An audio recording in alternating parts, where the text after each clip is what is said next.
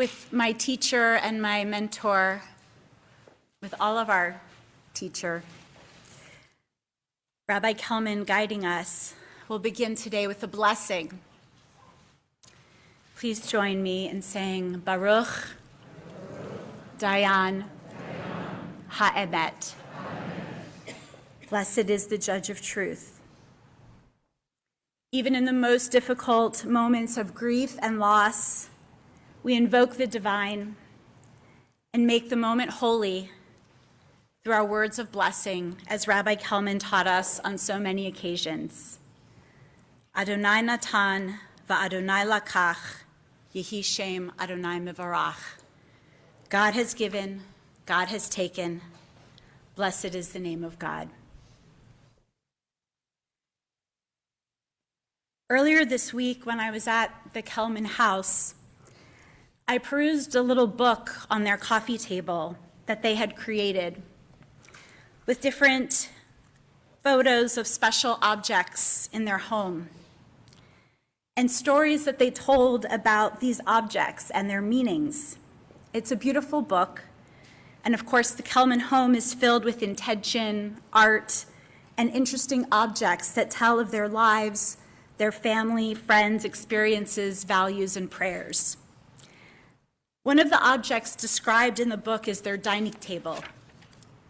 It's a long, very long, teak, Danish modern table that they got from Vicky's parents, and they added 3 extensions to accommodate their big family and love of hosting meals and gatherings for friends and community.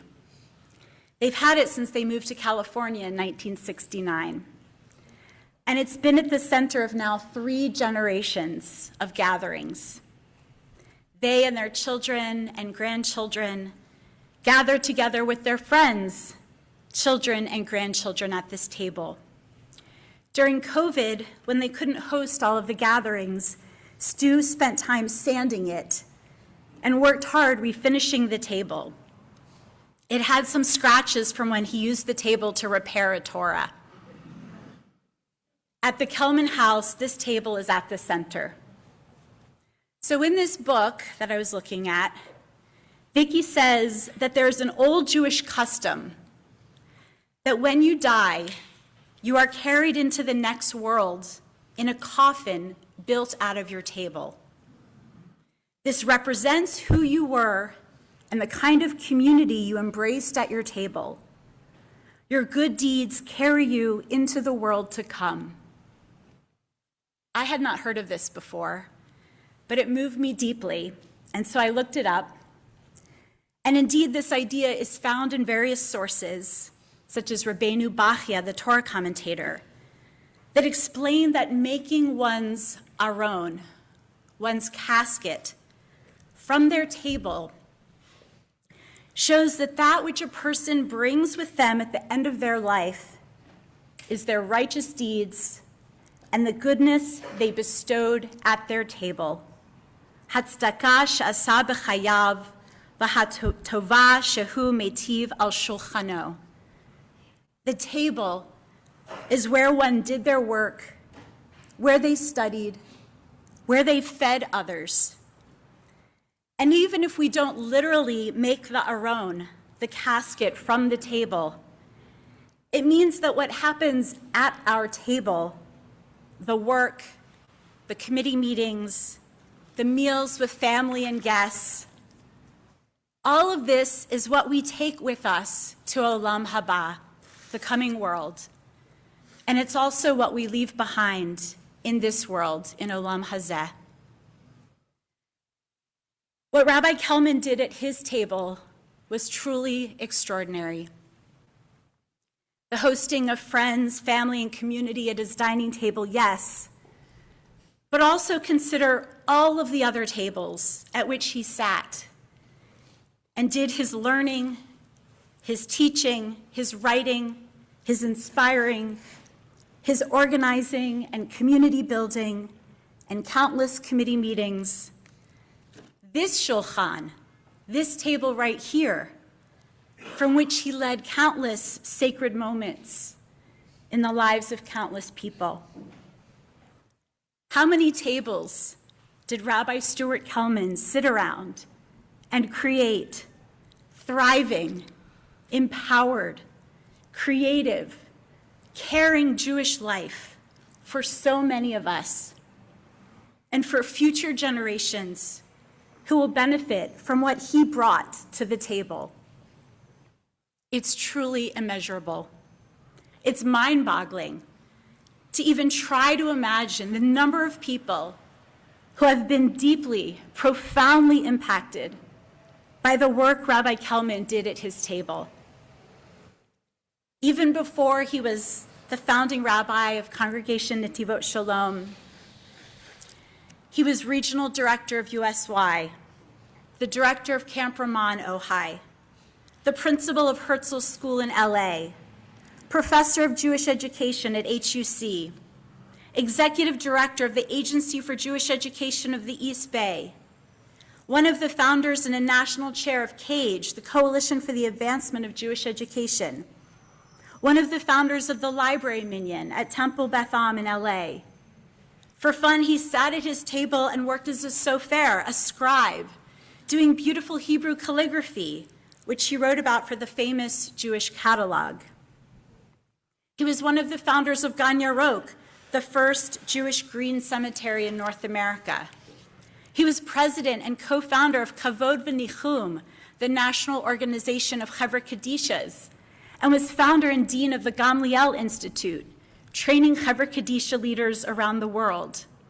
He was on the committee that created the Lev Shalem Machzor. The list goes on and is truly extraordinary. When Alana and Yonina Dorf were little and used to play imaginative games, as children do, they would play committee. or going to a meeting. Because that is what they observed and learned from their incredible parents, sitting around tables, creating Jewish life and learning and meaning for all of us. What Stu did at the table was so much more than his work. It was his passion, his family, his vision for life. Let me back up for a moment.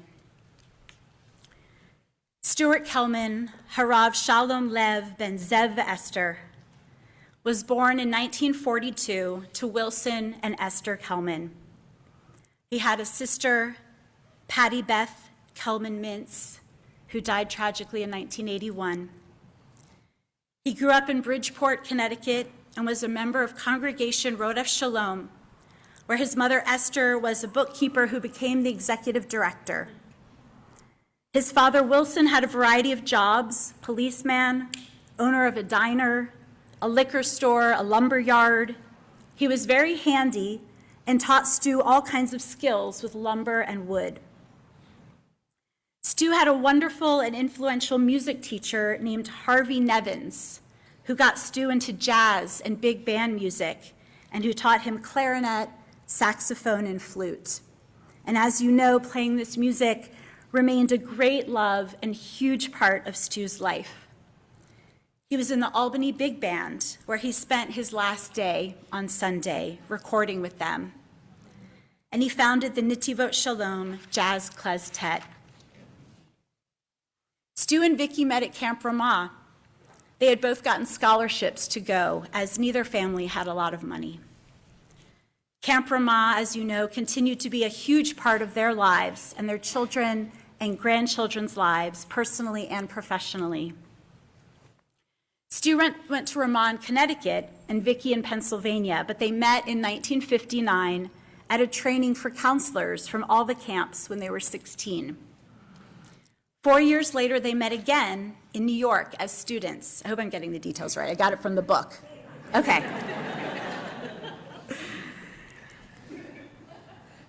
4 years later, they met again in New York as students, Stu at Columbia and JTS, and Vicky at JTS getting a master's in education.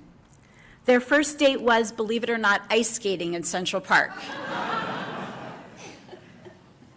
They married in 1964. After JTS, they moved to Los Angeles to begin their family, their work, and their community around that dining table.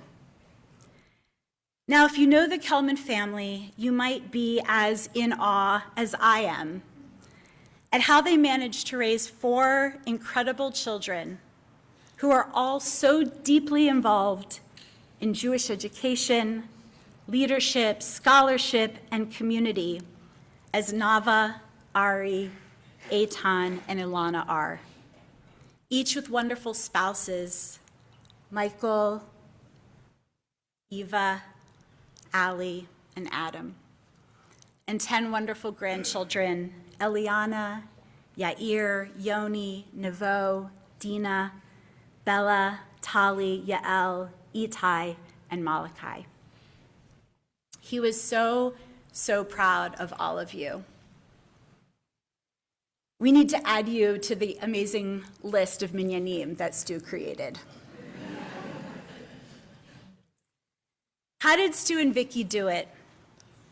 What's the secret to all of this Jewish communal thriving that they created, not only in their extraordinary work, but in their own extraordinary kids and their kids' families? And this brings me back to the table. Stu and Vicky wanted their lives to be like Jewish summer camp. In the communities they created, and in creating a chosen family of friends who for decades gathered at their table for meals and celebrations. Gail and Rabbi Shelley Dorff, Rabbi Elliot and Marilyn Dorff, Rabbi Joel and Freddie Rembaum, Gail's sister Freddie and Steve, and all of their children and later grandchildren. And after they moved to Berkeley, friends like Bob and Naomi Stamper, and Irene and Joel Resnikoff, and many others, I don't want to leave out anyone.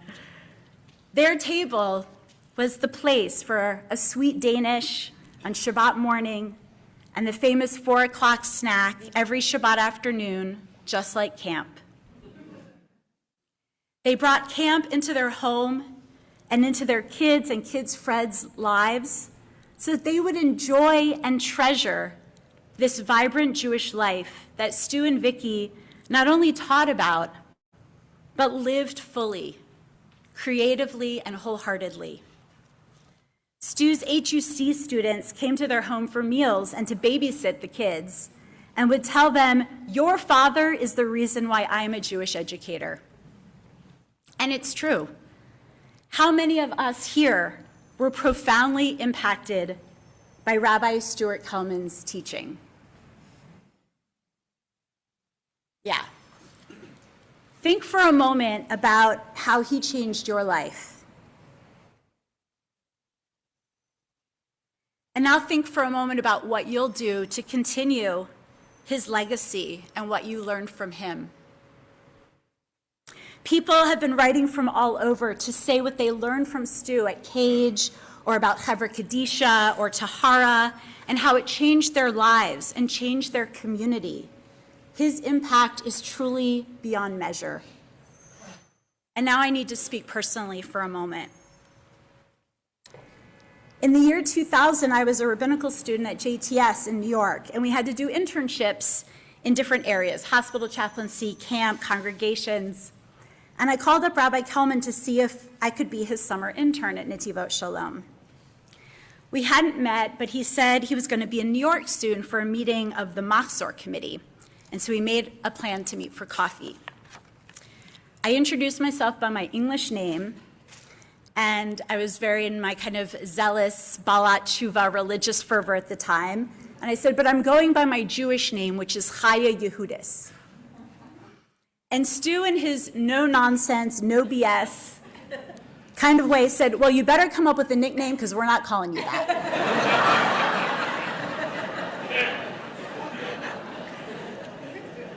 And that's how I got my name Chai when I came to Berkeley, and I've been Chai ever since. Rabbi Kelman was like a father to me. He not only gave me my name, but he invited me back for a second summer, and he trained me, and he blessed me at my installation. And over the 26 years that he has been my mentor, he gave me a lot of advice, both solicited and unsolicited.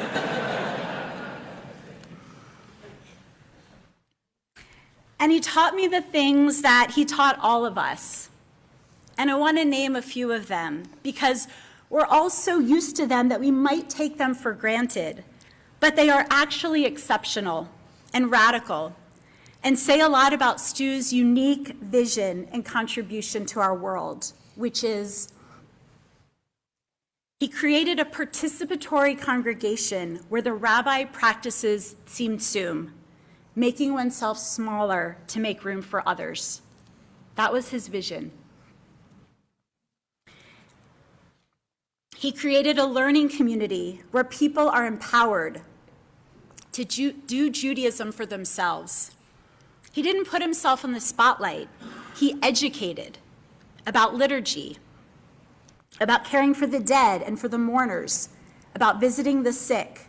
Look at all of his educational booklets he created so people could be empowered to do mitzvot and live a full Jewish life, whatever their background. And he created an inclusive community that was radical and groundbreaking in its time regarding LGBTQ inclusion and equality, access for people with disabilities, participation of non-Jewish family members. I could spend hours talking about each one of those, but there isn't enough time. But it cannot be overstated how much of a leader and pioneer Rabbi Kelman was in teaching and writing about these and bringing the community into his thought process in an inclusive way. We learned so much from him. What he created is truly beyond measure. He was a gadol, a giant in our generation, and we are forever grateful for what he gave us. Around all of the many tables at which he sat and taught and organized and inspired and created. These tables are now the Aron that carries Rabbi Kelman into the coming world and that remains in Olam Hazeh as his enduring legacy. On Shabbat mornings, I sit over here and watch Stu and Vicky walk in and sit over there. Excuse me. They usually arrive early, around the time that we are saying Kaddish D'Rabbanan, the Kaddish after Torah study. It's my practice during Kaddish D'Rabbanan to hold in my heart my teachers and to express gratitude for the Torah I've learned from them. Even though Stu won't be walking in at that time, I know I will always think of him during Kaddish D'Rabbanan and feel gratitude for all that I learned from him.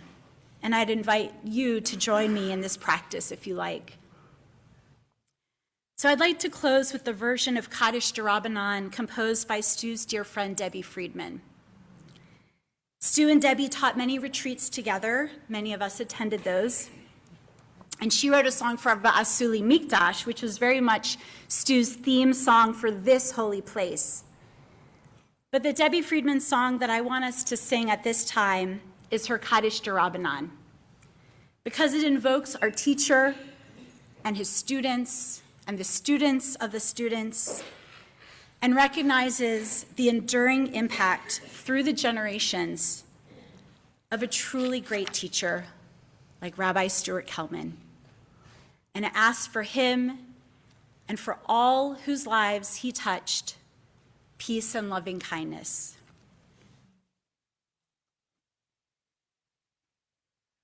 For our teacher and his students, and for the students of the students, we ask for peace and loving kindness, and let us say Amen. We ask for peace and loving kindness, and let us say Amen.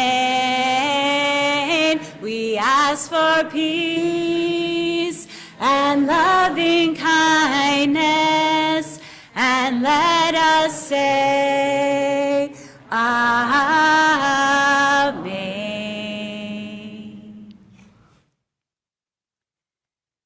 His memory is a blessing. I want to invite up Stu's longest, oldest friend, best friend, Rabbi Shelley Dorff, Uncle Shelley.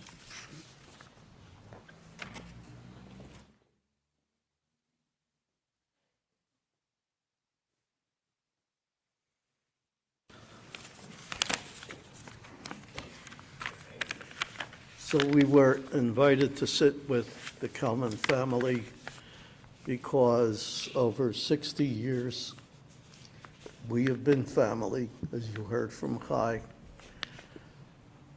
And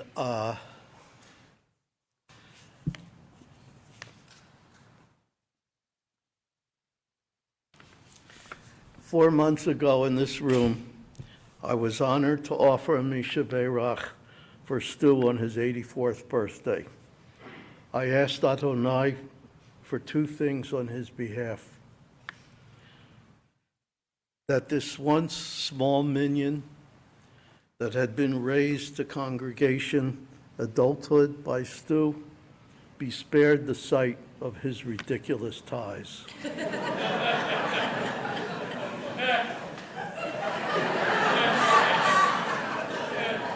This is the one he gave me on my second bar mitzvah because it was Shabbos Para. I will wear it, maybe never.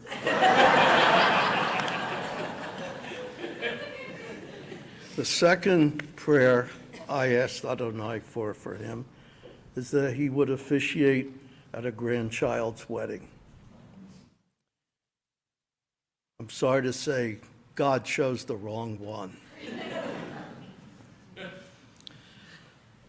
My first stream of consciousness thoughts that came after disbelief were, in the past year, these 10 grandchildren have lost one, in some cases, two grandfathers, loving grandfathers.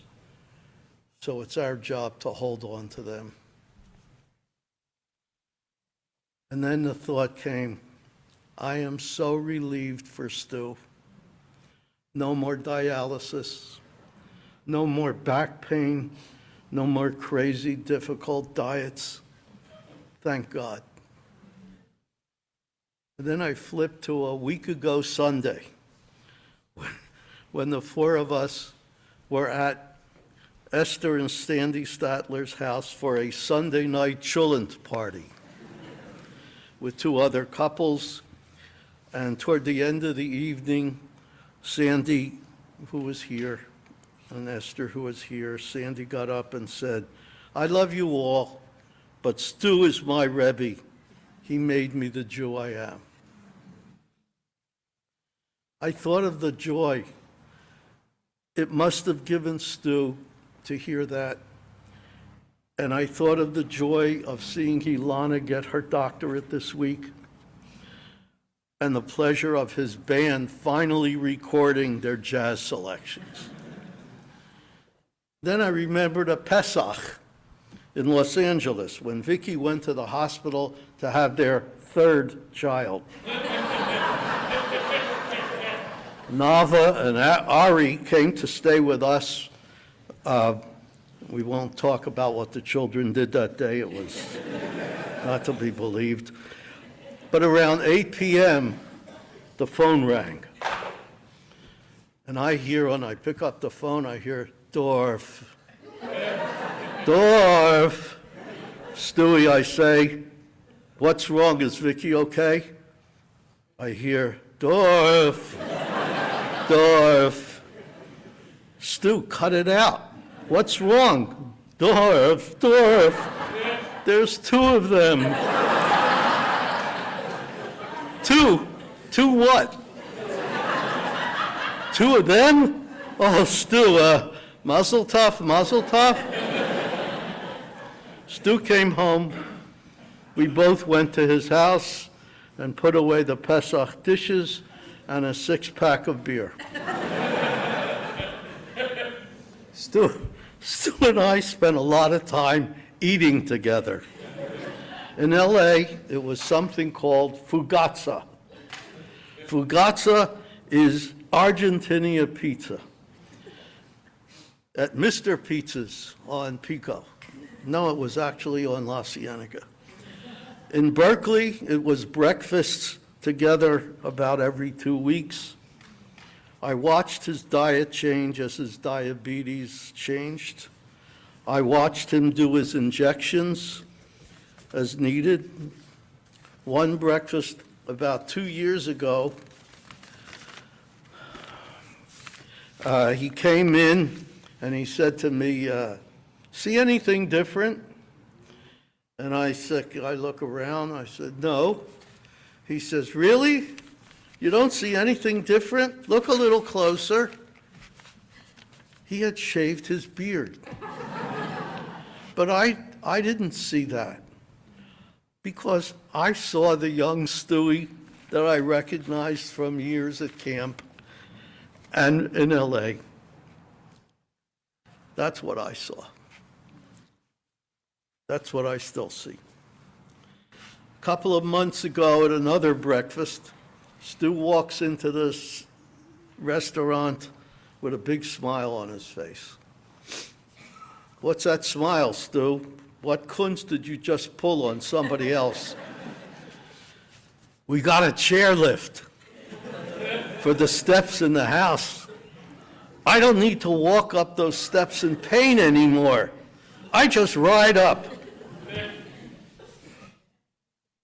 And now, Stu, you're going to ascend even higher than the second floor with no pain.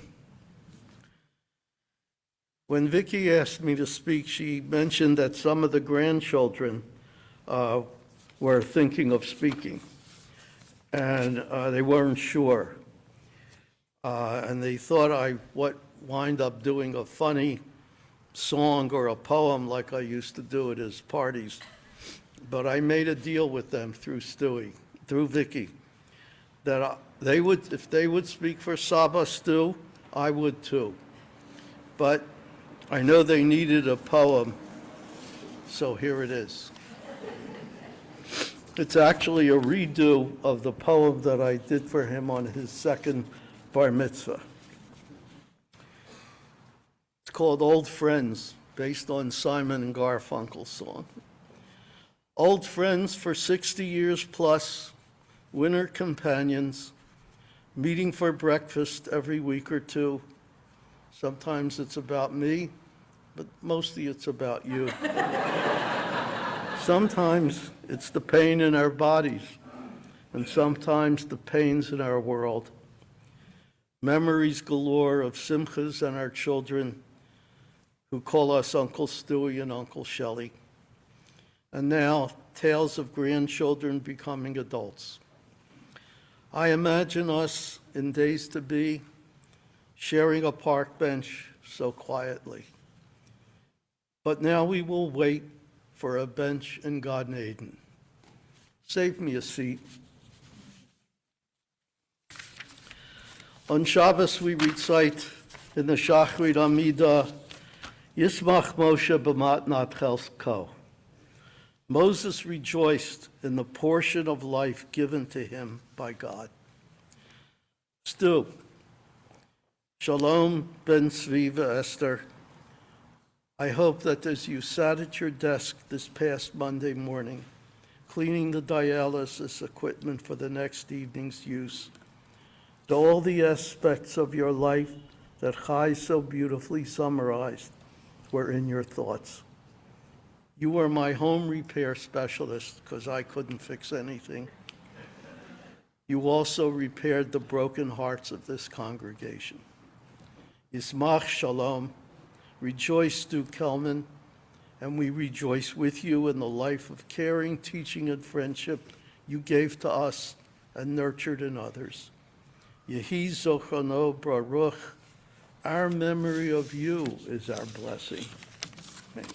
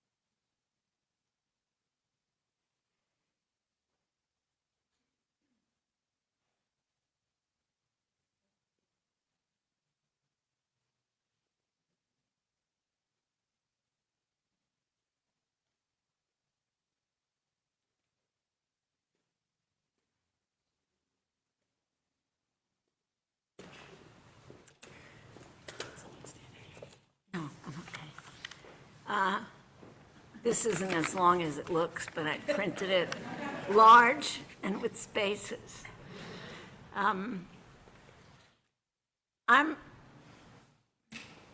Thank you, Shelley. Am I not? Okay.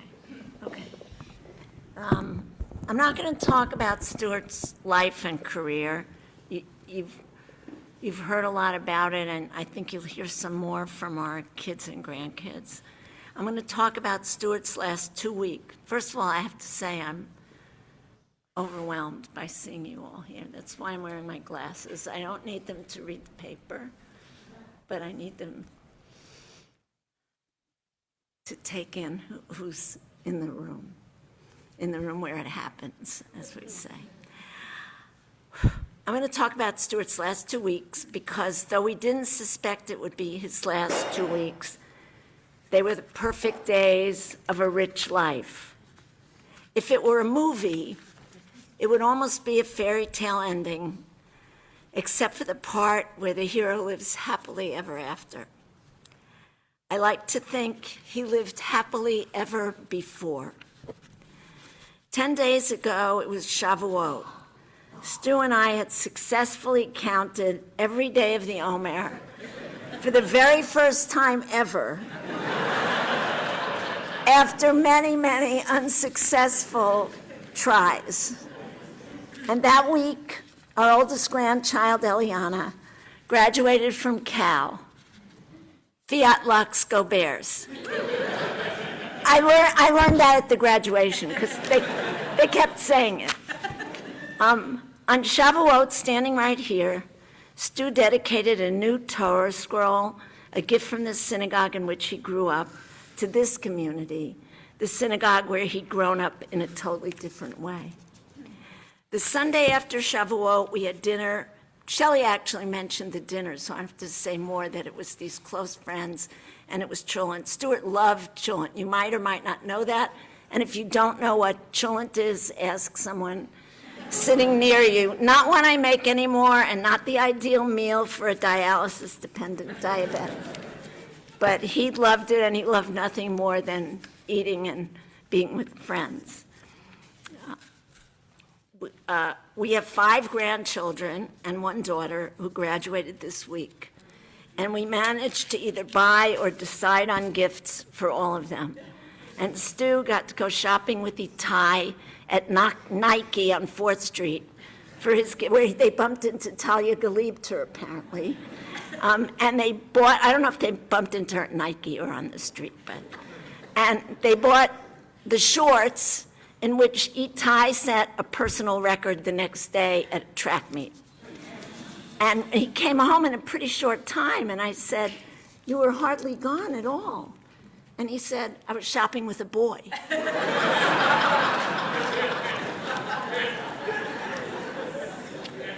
Then came graduation Shabbat last week, and we were here.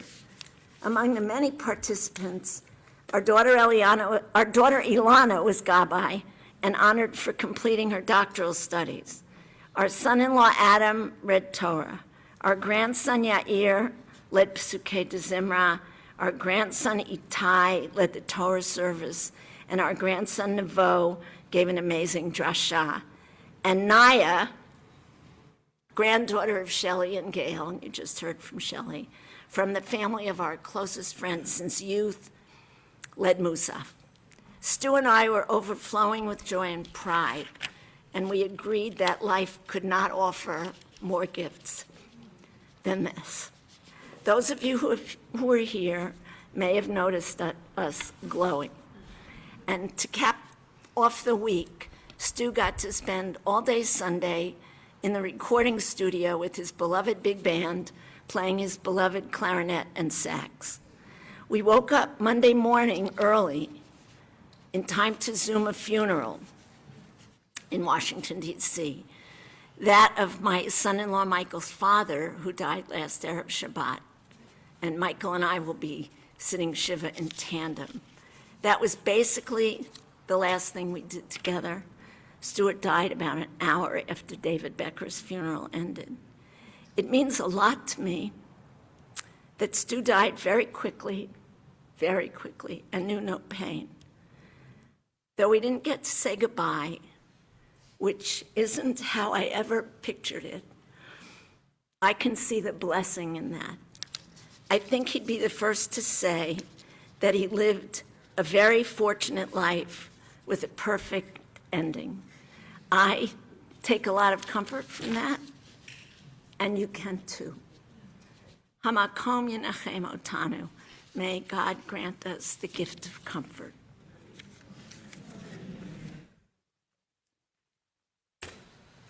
Oh, and I should mention that our grandchildren, as they come up, are wearing pretty remarkable ties. And they're from, as Shelley brought up that theme, and many of you may remember that he had a tie for almost every weekly Torah portion. And he's given a lot of them away. Some of you have them, but and the grandkids are wearing them today.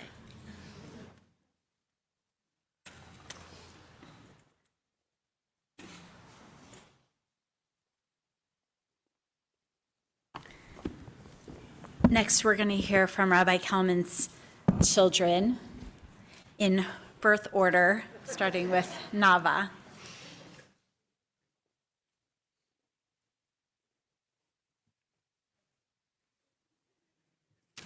Be prepared. Oh my. I am not a public speaker. This is very overwhelming. My name, for those of you I don't know, probably most of you, my name is Nava. I'm their oldest. And I, for the record, was definitely his favorite.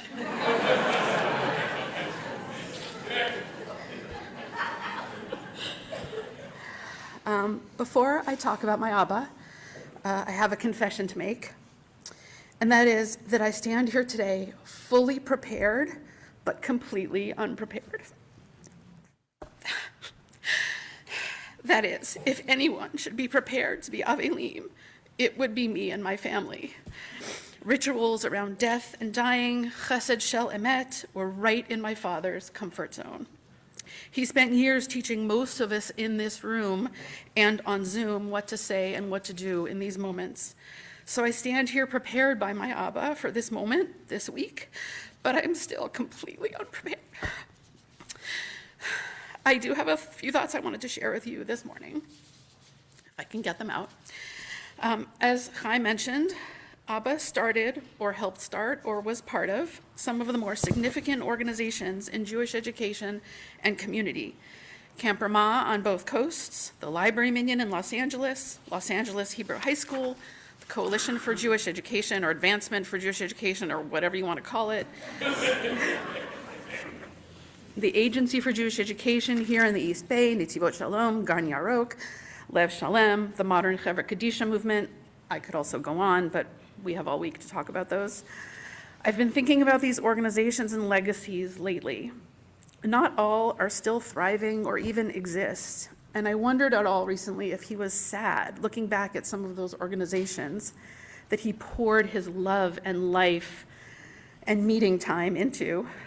But the organizations aren't his legacy. The people he connected with are. We've heard from so many people since Monday about the impact he had, the lessons he taught them, the role model he was, the kindness he showed, and the leadership he modeled. Ronnie Hendel, who some of you may remember, who worked with Abba here in the East Bay years ago, told us that 36 years later, he's not only the best boss she ever had, but she still regularly asks herself, what would Stuart do? Another former student of Abba's told us that one of the lessons he carries with him from watching Abba tie his shoes. Abba taught him that it's about how we live our lives, how we carry ourselves, and that the ordinary things that we do are as important as the knowledge we carry.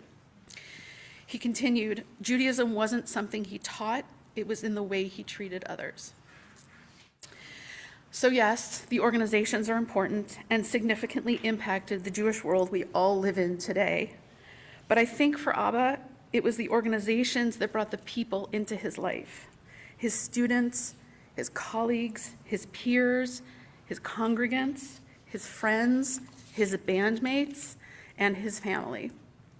My parents were, and still are, the ultimate models of hachnasat orchim, welcoming guests into their home. If I had a dime for everyone who has ever said to me or my siblings, "I once had Shabbat lunch at your house," I could have retired years ago. There was an intimate community that my parents created across cities, generations, organizations, and communities. That wasn't an organizational connection, it was a personal one. If you were in Abba's circles, you were seen, you were recognized, you were valued, and I think you walked away, hopefully, a better person. We've all spent the past few days in a bit of shock. As Ima mentioned, Abba died suddenly, and I think peacefully. In contrast, in the past year, we have watched several close friends and family have the opportunity for long and meaningful goodbyes before they passed. Jerry Naftalin, Freddie Rembam, and most recently, my father-in-law, David Becker. To name only a few. I can't help but wish that we had all had more time to be able to share memories with Abba, hold his hand, maybe sing some Debbie Friedman songs, and say goodbye. He would have loved that.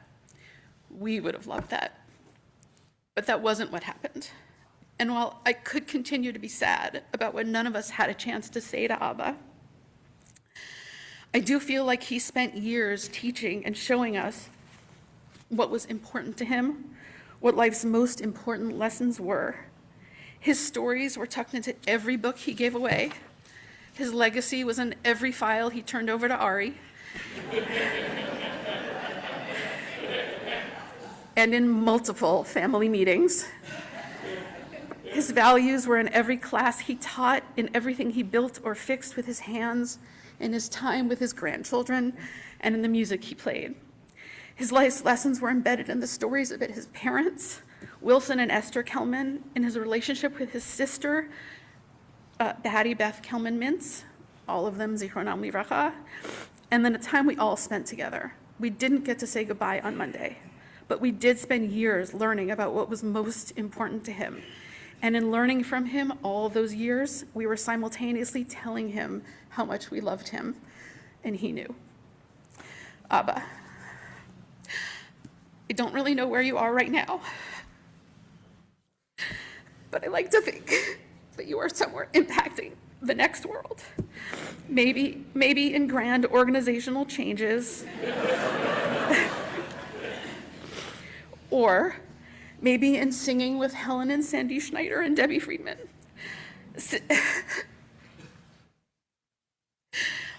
Sitting in the Chavruta with Rachel Brody and David Ellenson. Playing clarinet with Betty Goodman. A guy can dream. Or marching with your sister, my Aunt Patty, in a marching band Shel Mala.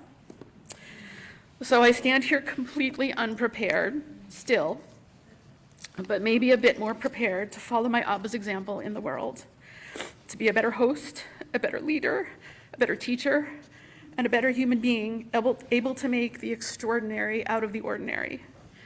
I may not need that final goodbye to know what I would say. I just need to look at the way he lived and the way he loved, and yes, even the way he tied his shoes. Abba spent his life preparing for many things, but mostly he prepared us to carry on by making sure his values weren't just ideas, but lived in his family, in his students, in this community, and in the many communities he impacted. Zichrono livracha, his memory is already a blessing.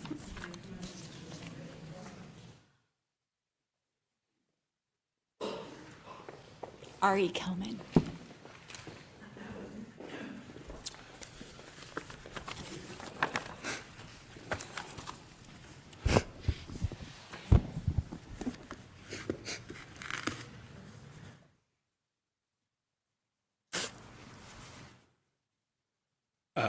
So the recipe for cholent.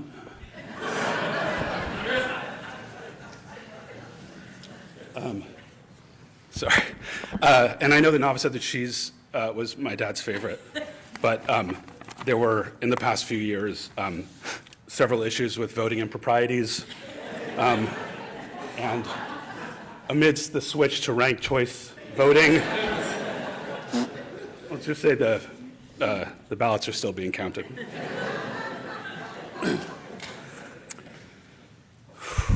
Abba.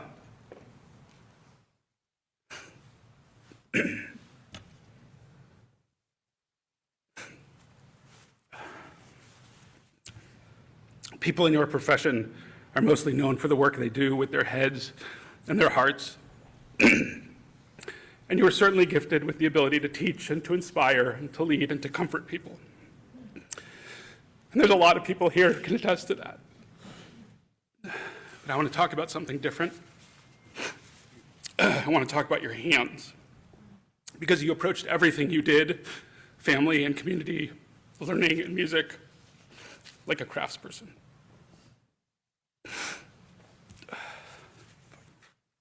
When there was good work to be done, you never hesitated to do it, and you rarely did it alone. And what you did was always better for the way that you did it, with humility, with honesty, and with good people. And you did it with your hands. You had little patience for preening and posturing, pretense. Yeah, you enjoyed high-flying ideas and reading philosophy every now and again, but when push came to shove, you usually let your hands do the talking. You put your money where your mouth was, or referencing another body part in Yiddish, we'd say, took us off in tish.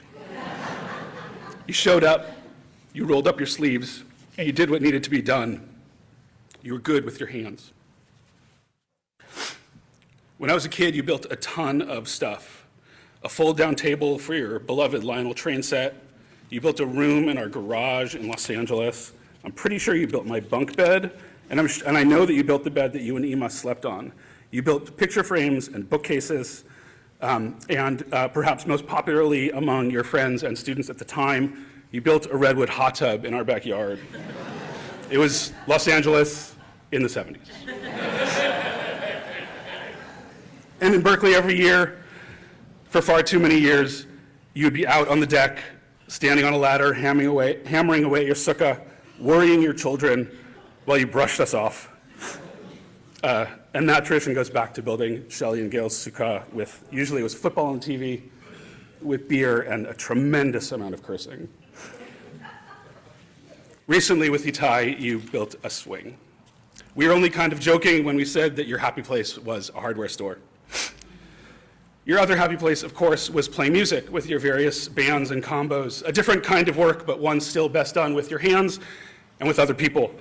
All your bands were better for the parts you played, whether you were soloing like Benny Goodman or just playing the chart as written. I even got to play with you sometimes here in the shul, but my favorite memories are actually a string of afternoons with Marv, whose last name I can't remember, in his living room over on Indian Rock, with my dad, with you and Marv blazing away and me just trying to keep up, marveling at how your hands worked. And you approached Jewish life in the same way too. You never treated it like something that had to sit on a shelf or something so special that it needed to be protected. You had little tolerance for people who made beautiful ritual objects that were art pieces but didn't actually do their jobs. Judaism was something to use. It was something to live in and to do with other people, and it required work too, and you were always up for the job. In 1969, fresh out of rabbinical school, you and Ima and Nava moved to California because your brilliant teachers at the Jewish Theological Seminary in New York thought that working with Jewish teens in LA was a job that nobody would want. So you signed up. Decades ago, on your own, you learned to be a sofer, a scribe. As I recall in the story that you told me, the guy who taught you in Jerusalem only agreed to teach you on the condition that you not go into the business. He didn't want the competition, but you wanted the craft and the work. You repaired Sifrei Torah, you did the calligraphy for your kids' B'nai Mitzvah imitations, and later our Ketubot.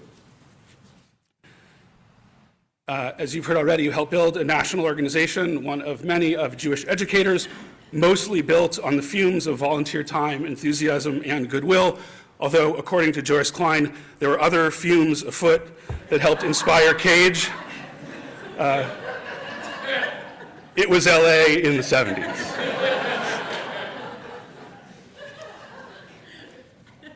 I think Joyce is joining us from Jerusalem, so that was free.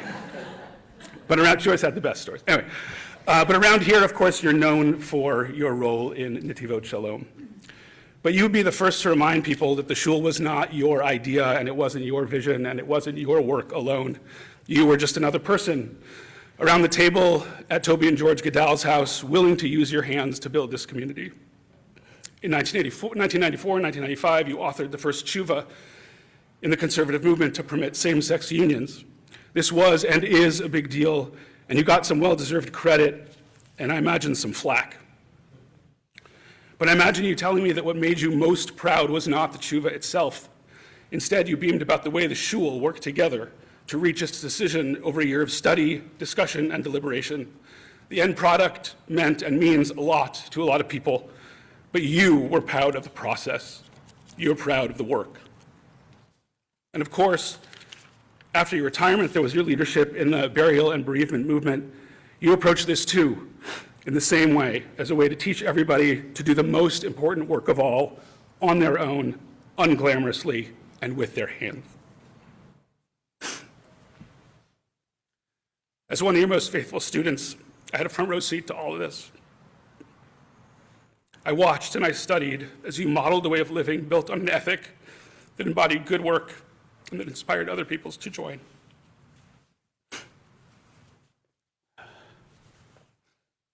You really were good with your hands. They were the same hands that held sidurim and people and wrote on chalkboards and composed sermons, forwarded emails and repaired Sifrei Torah, taught children and grandchildren, married couples, hammered Sukkot, hung pictures, played music, packed lunches, and brought people into the community he loved so much. They were the same hands that also blessed each and every one of your children, your children-in-law, and your grandchildren whenever we had Shabbat dinner. I will miss those blessings. Even though there were like 20 of us, it took a really long time. And he knew it. But I do feel blessed to have had you as my father and my teacher, and for all that you've shown me about the value of showing up, getting my hands dirty, doing the work that is most worth doing with and for the people you love.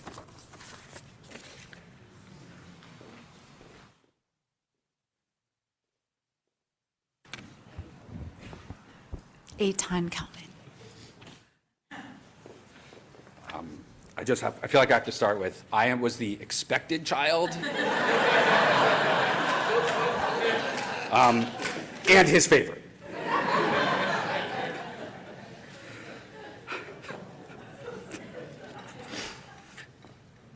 I feel like it is impossible to put into words exactly what he meant to me or to us. This isn't overwhelming. There are memories and moments that, of course, given more time, I know I would be able to recall and share, but it's impossible to fully capture the lasting impact that a father has, especially a father like this. He taught me and all of us so many things. Yes, I learned practical skills, cleaning the gutters, using a jackhammer, installing a sump pump, building the front walk, how to use whatever tools he has, going campers, how to load a dishwasher. Well, maybe not yet. I didn't get approved. And so much more. But the lessons that mattered most were not about what he taught us to do. They were about how he taught us to live. He taught us the importance of family and friends and community, the importance of finding a community that is yours, and if you can't find one, create it yourself.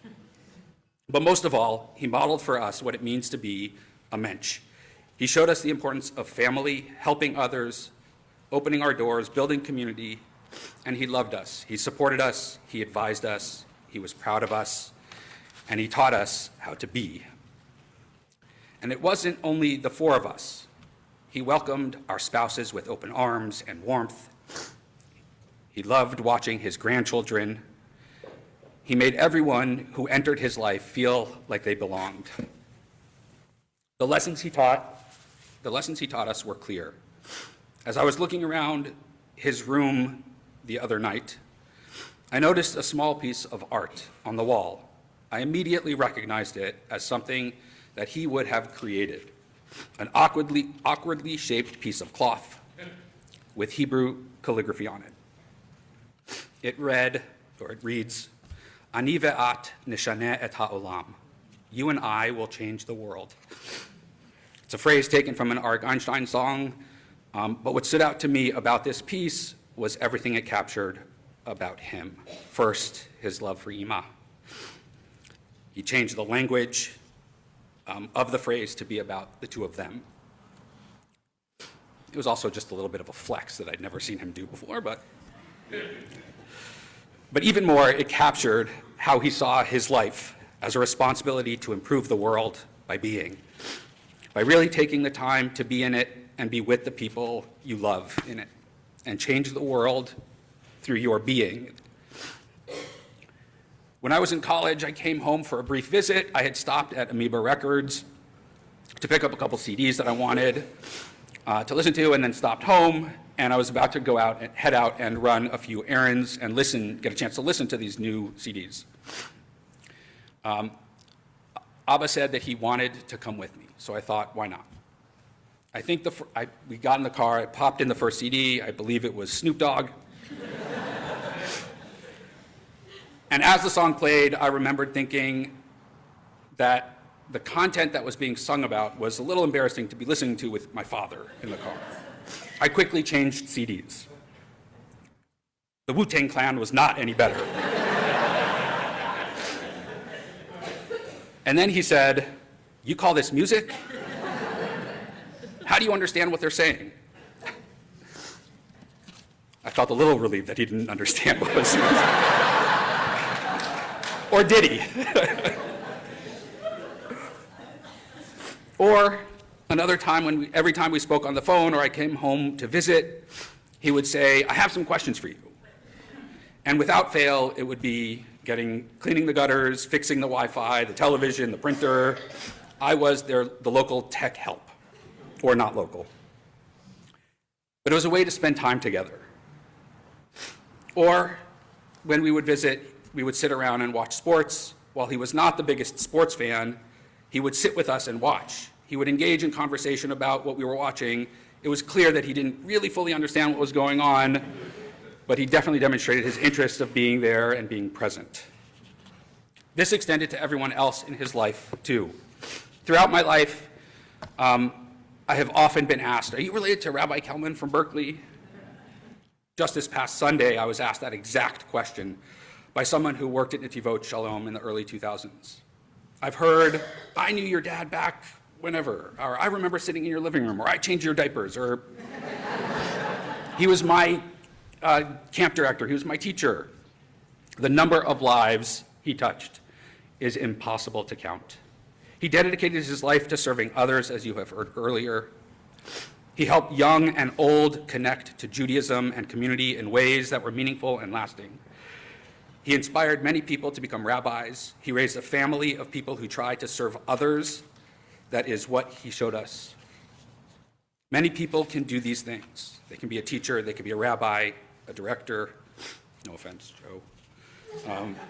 But Abba had a way with being with people which made him different, which made him stand out as a mensch. His door was always open, literally. Anyone who knows my parents knows that the kitchen door is always open. Always. Someone off the street's going to come in. But it was more than just the door. There was always a steady stream of people coming over for Shabbat meals, for conversations, for connections, for being hosted. We've sent countless of friends through Berkeley who stayed with our parents. He welcomed members of the community. He welcomed our in-laws as his own children. He got to know people and truly cared about them. Friends who came over didn't just know him, he knew them. And he often asked about them later on in conversations. He remembered. He lived a life of virtue rooted in family, community, and religion, and he led by example. I knew he knew a lot of people, but the last few days have shown us just how large an impact he truly had. We spent the last couple of days looking at messages about Abba, about what a giant he was, an incredible educator, spiritual leader, mentor, teacher, friend, a forever rabbi, someone who shaped their own lives and their own connection to community and Judaism. These past few days have shown us the ripple effect of his life. Everyone here interacted with him. Everyone here was influenced by him. Everyone here feels a connection to him and a need to be here. The impact of Abba is everywhere. You can see it just by looking around this room or by looking at the people who are watching from afar on Zoom. We are all better because we knew him, and we all strive to impact others because he showed us how. He created an army of changemakers who know how to be because he taught them, because people who are living their lives because of his influence, his guidance, and his example. Abba, ata shinita et ha'olam. You change the world by being in it. I love you and will miss you.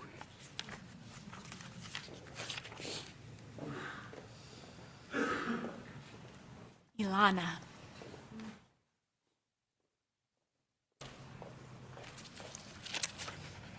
Well, I'm the favorite. Just want to put it out there. My dad was a man of many words, out in the world, and many words in this very room.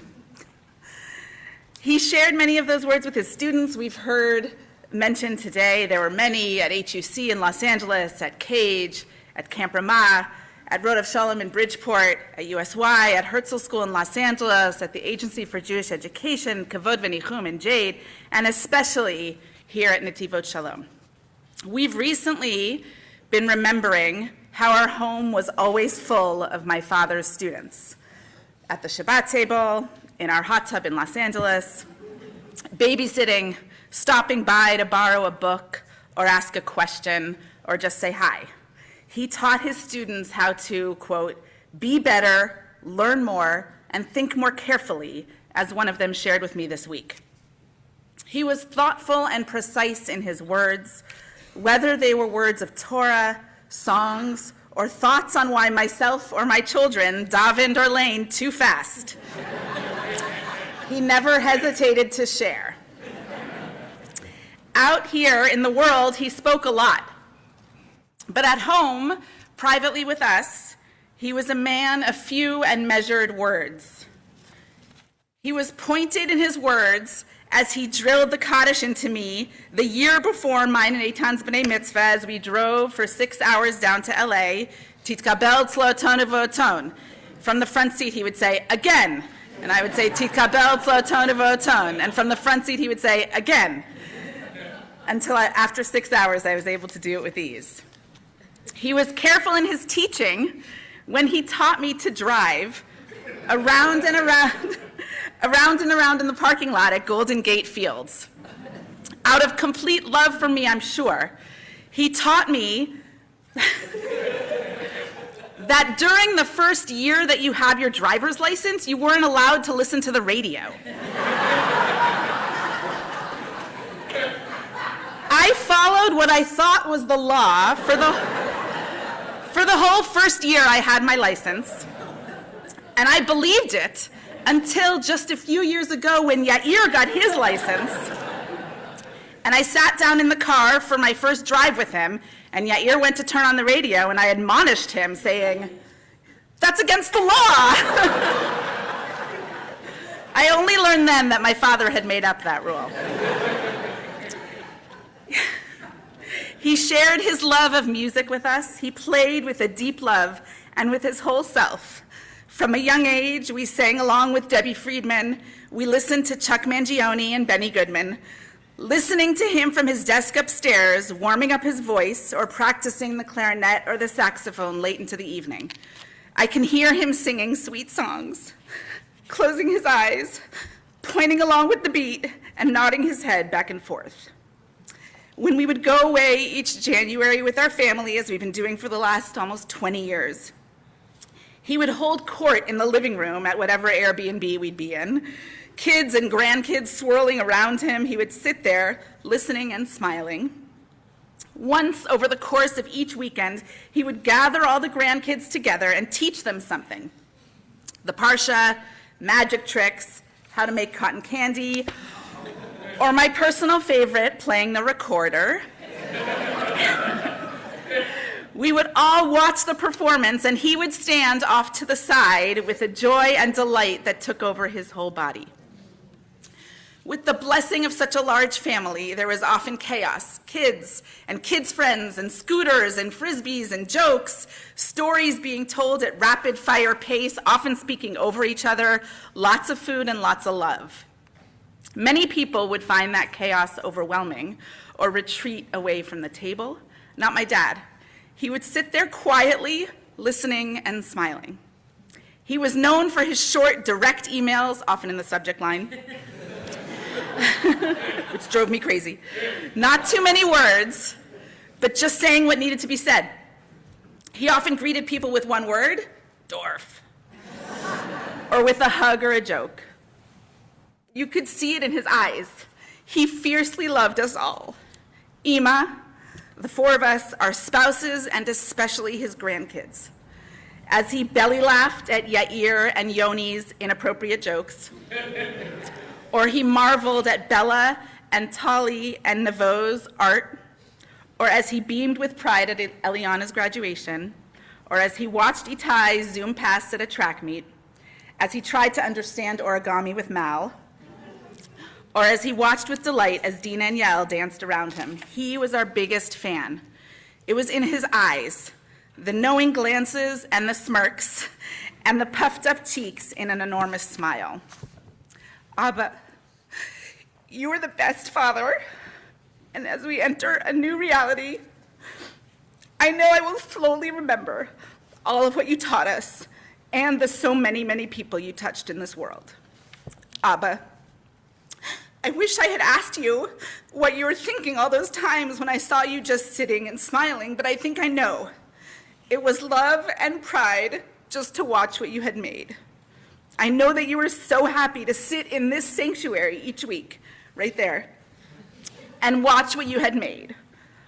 I'll sit in your seat now, Abba, next to Ima, each week, and watch what you had made. I love you.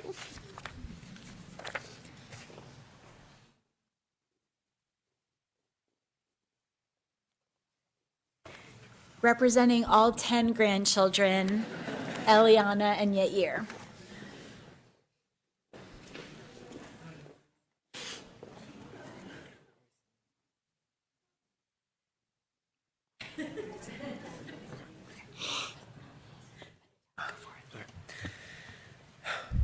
Saba and Safta have had such an amazing and powerful impact on all of our lives. We're going to share a few of our favorite memories with Saba, as written by his grandchildren, who you might notice are each sporting a tie from Saba's collection.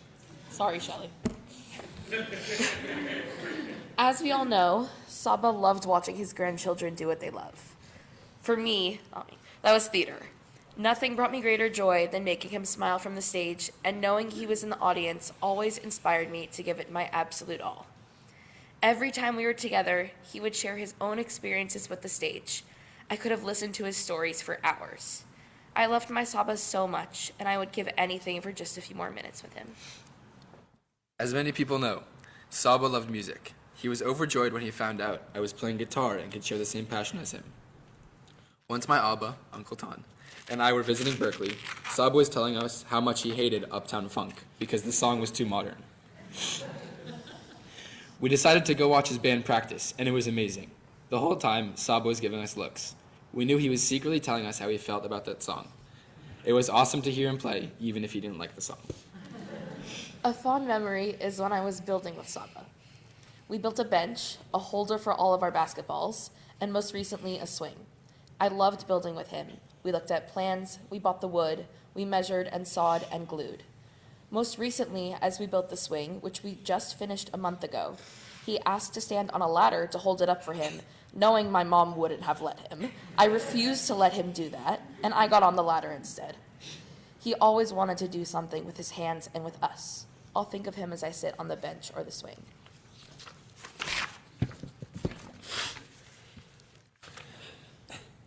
For as long as I can remember, as each Kelman family sleepover, brunch, or Shabbat meetup came to an end, Saba would be sitting down as we slowly hugged everyone goodbye.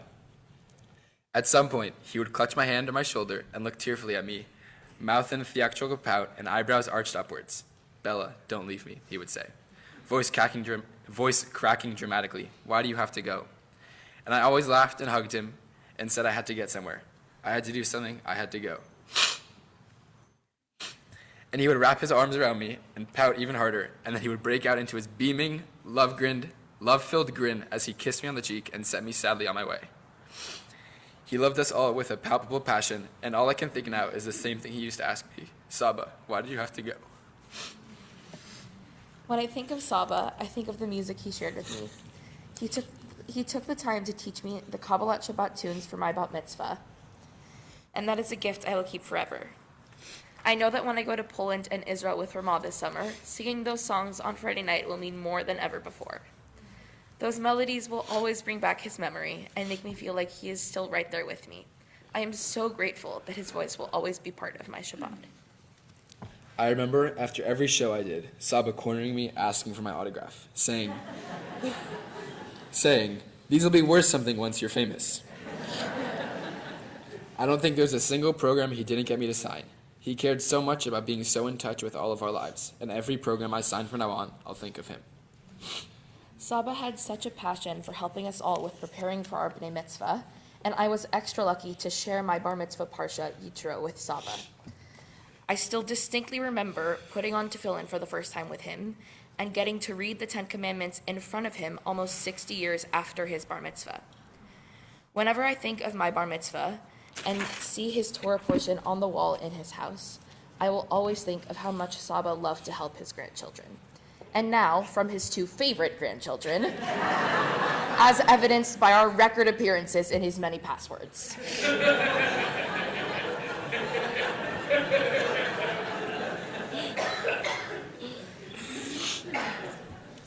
Saba always, and only with love, critiqued people's davening, including my own davening. One Shabbos, here in this room, I led Shacharit. The following Shabbos, Saba walked in, I gave him a hug as usual, he smiled a big smile, and handed me a packet of articles that he compiled, all about why davening too fast is bad, and how you should daven more slowly. I knew he was half joking and mostly serious. And I knew he did it out of love and care for making me the best I could be. I will forever try and daven slower. Saba told all 10 of us individually at one point or another that we were definitely his favorite grandchild, and he also made us feel like it. I have the honor and bragging rights of being the only grandchild for whom Saba and Safta made the overnight trip to Los Angeles and then back to Berkeley on the very day I was born. I got to tuck myself into his side for safety when I went on Pirates of the Caribbean at Disneyland for the first time, and we shared our own row when we rode It's a Small World to end the night. He gave me my first yad when I learned to read Torah at age 10, and we called every Sunday morning in the months leading up to my bat mitzvah to study Megillat Esther together. I'm pretty sure I'm the only grandchild to whom he explained the concept of a harem.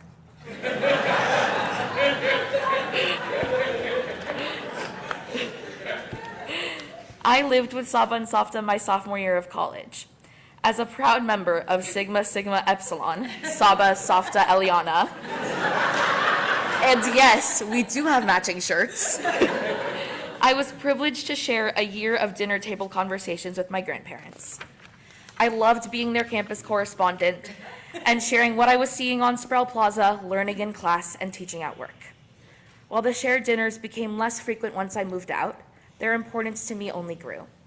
I can't tell you how lucky I feel to have had Saba and Safta at my last dance showcase this April and at my graduation just 2 weeks ago.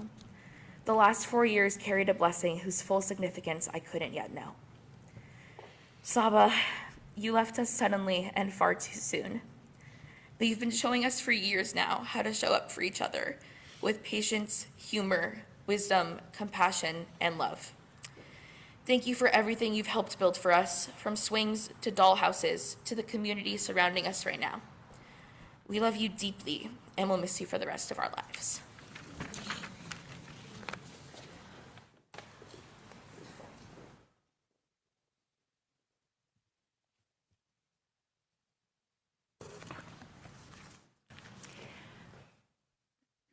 I was asked to share this message from a Judaic artist, Lori Gross Schaefer, about this cloth. So this is from Lori. Stu and Vicky often stop by to visit us in Santa Barbara in the summers on their way to spend time with the Ilanen family at Camp Ramah. Standing in my studio, Stuart asked me to think about a new ritual item, a cover that could be draped on a casket. He spoke about the basic blue velvet cover with perhaps a gold Star of David, sometimes with the gold fringes on the edges that most funeral homes offered. It seemed that nobody had considered what an updated ritual object for this person might be. It would not surprise any of us that Stuart thought about this need. He asked me to consider it and said if I came up with something, he would be interested in having it for use in the community. So I offer, she says, this elegantly simple piece of cloth now for the purpose Stu requested so long ago. It's my gift to the family to fulfill a long ago request in love and sacred remembrance. We're about to conclude, but I want to read one more thing at Vicky's request. And this is a poem by Andrea Gibson called Love Letter from the Afterlife. I read this poem at Yizkor on Shavuot less than 2 weeks ago, and Stu really liked it and asked me to send it to him, which I did. And yesterday, Vicky told me the kids found it sitting in his printer. Honestly, she said, it seemed like a message from him. So I'll read this poem. My love, I was so wrong. Dying is the opposite of leaving. When I left my body, I did not go away. That portal of light was not a portal to elsewhere, but a portal to here. I am more here than I ever was before. I am more with you than I ever could have imagined. So close you look past me when wondering where I am. It's okay. I know that to be human is to be farsighted. But feel me now, walking the chambers of your heart, pressing my palms to the soft walls of your living. Why did no one tell us that to die is to be reincarnated in those we love while they are still alive? Ask me the altitude of heaven, and I will answer, how tall are you? Dying is the opposite of leaving. I am more with you than I ever was before. Please rise and body your spirit for El Malei Rachamim.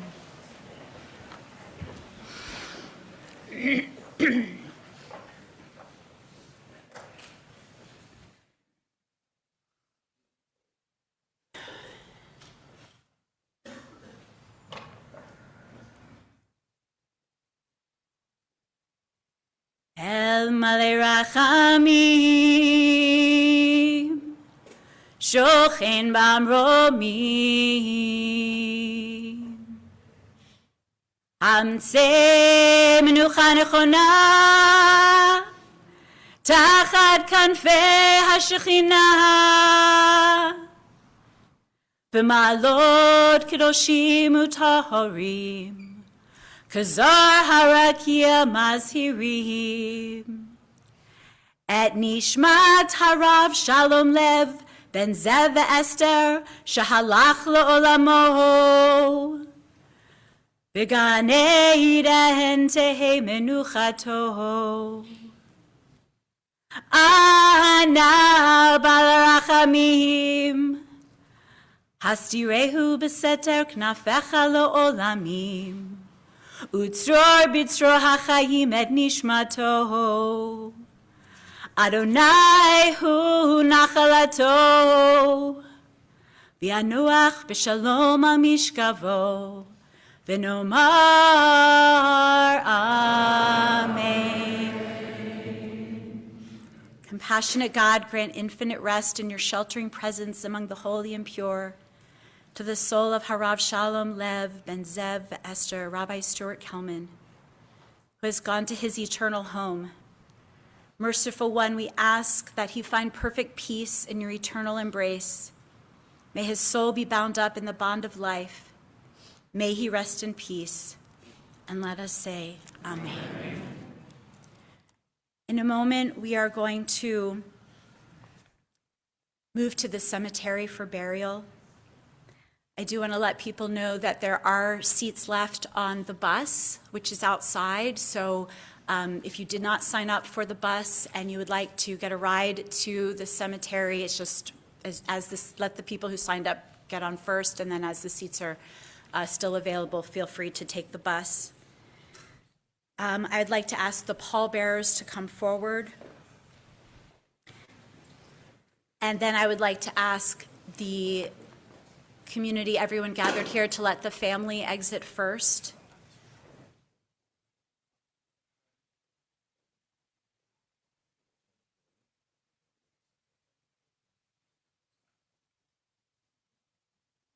Please join me.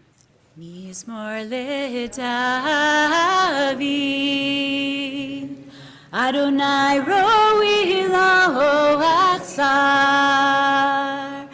bino desher bitzeini, al mei menuchot yanaleni, nafshi yeshovev,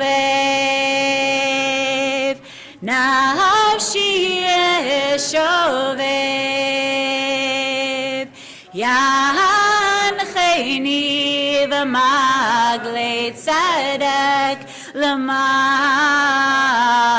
shemo, gam ki elech begeitz al mavet, lo irara ki ata imadi shivtecha umishantecha shivtecha umishantecha hema yenachamoni taroch lefanai shulchan, taroch lefanai shulchan, taroch lefanai shulchan, neged zorerai, dishanta b'shemen roshi, dishanta b'shemen roshi, dishanta b'shemen roshi, kosi revaya,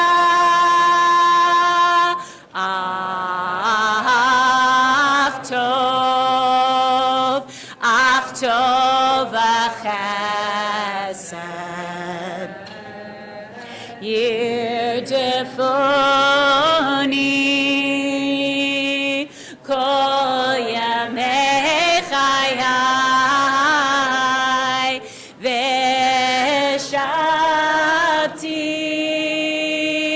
v'shavti b'veit Adonai, v'shavti b'veit Adonai, le'orech yamim, yananai, yananai, yananai, yananai, yananai,